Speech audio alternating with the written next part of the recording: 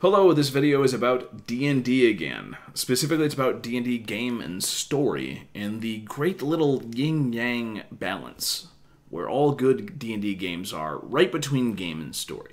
Now, the reason I'm going to do a rambling vlog about this is because of two things. Number one, a tweet that went out a couple days ago, and number two, a Dragon Magazine article that was from 33 years ago. So, with the tweet, a couple days ago, Jeremy Crawford tweeted, "Why does an open-ended activity like D&D have rules? Rules give us a framework for our play. Rules are also a common language.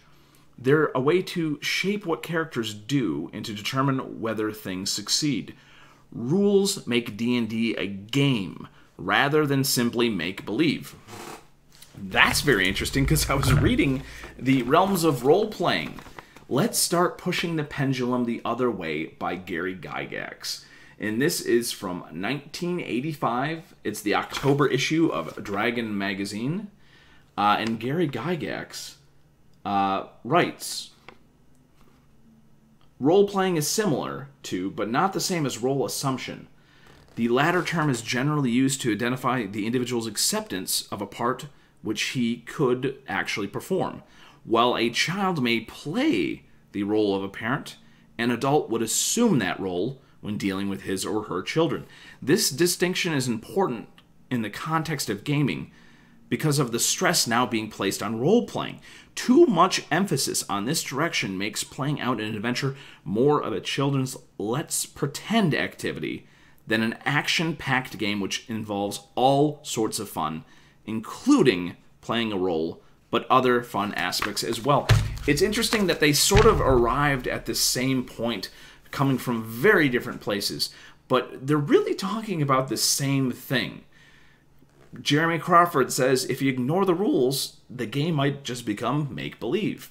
Gary Gygax says if you ignore the rules, then it's going to become a game of let's pretend. They're essentially bringing up the same point. D&D needs to be a structured thing, and you have to hit that sweet spot between game and story. Now, there are a bunch of different role-playing games out there, and some of them are less strict with the rules than others. But what you don't want to do is become so versatile that you just kind of screw everything up in terms of seeking out this idea of story over game. You don't really want to do that. You want to be focused on keeping that yin-yang right in the middle between game and story. Let's go back to the magazine article for a second. "The current vogue of placing seemingly undue importance on the role-playing portions of the game is simply meant to inform and educate participants about a very important segment of what differentiates these games from other types of games.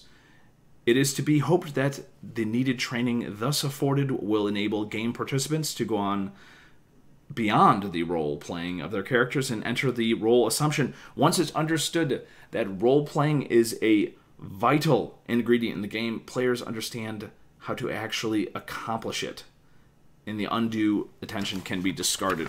Now, a lot of people are talking about the games, especially a lot of games that are streaming, like Critical Role, are actually paying undue attention to the role-playing aspect of the game and kind of forgetting the actual game behind it. And I gotta say, I don't think that's, especially in Critical Role's taste, because Matt Mercer actually does a very good job about making sure the rules are in play, and he's a very good DM. But he's also a very versatile one because he knows the rules. Like Jeremy Crawford said, knowing the rules well can speed up play.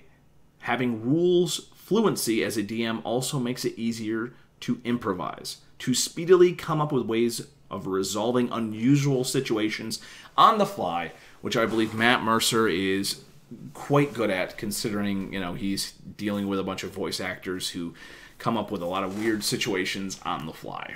So what was the point of this little video? I guess it was because 33 years later, we're still talking about the same points in D&D.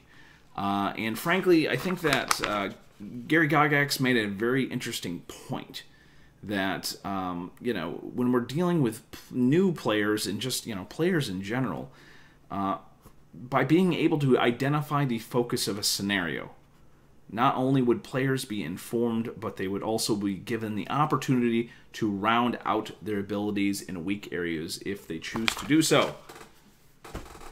Basically, yeah, you can play D&D however you like.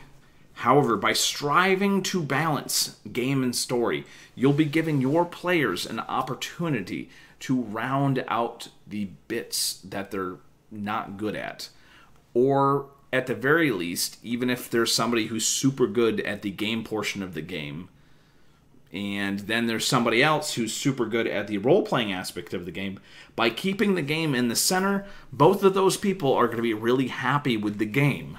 But if you move the pendulum too much in either direction, then one of those players is going to stick around and the other player is going to leave your table. So let's not try to do that, people. Let's try to stay in the excellent yin-yang area between game and story.